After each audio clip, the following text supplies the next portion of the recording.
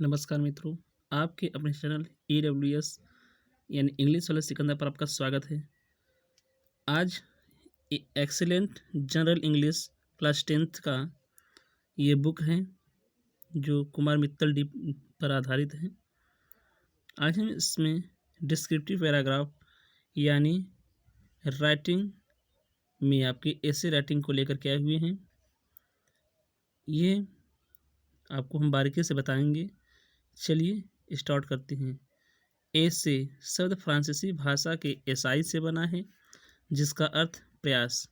अतः अच्छे निबंध लेखन के प्रयास करना आवश्यक है। निबंध लिखना एक कला है, अर्थात अच्छे निबंध लेखन के लिए प्रयास करना ही क्या कहलाता है? ऐसे कहलाता है। विस्तृत अभ्यास से इस कला में दक्षता प्राप्त की जा सकती है। निबंध रट लेना एक गलत प्रवृत्ति है, इससे मौलिकता का ह्रास होता है। यानी जिससे क्या होता है, इसकी मौलिकता का ह्रास होता है। हाई स्कूल परीक्षा में अब निबंध के शीर्षक के साथ उसके हिंट्स और आउटलाइन भी दिए जाते हैं। हिंट्स या आउटलाइन के आधार पर छात्रों को निबंध लिखना चाहिए।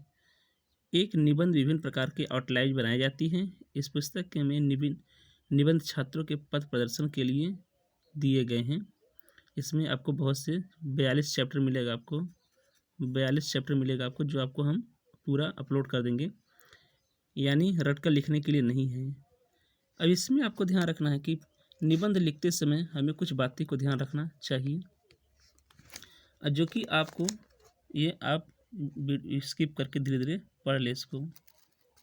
अब चलते हैं हम सीधे काइंड्स ऑफ एसे यानी निबंध के प्रकार। तो अब ध्यान दीजिए कि निबंध 3 प्रकार के होते हैं: डिस्क्रिप्टिव, नरेटिव और रिफ्लेक्टिव। डिस्क्रिप्टिव को बोलते हैं वर्णनात्मक और नैरेटिव को विवरणात्मक, और इसको बोलते हैं विचारात्मक। डिस्क्रिप्टिव किसे कहते हैं? इस प्रकार के निबंधों में किसी पशु पक्षी, ऐतिहासिक इमारत, पोस्टमैन यानी डाकिया, अध्यापक, पुस्तक आदि पर वर्णन होता है, तो यह डिस्क्रिप्टिव पैराग्राफ कहलाता है।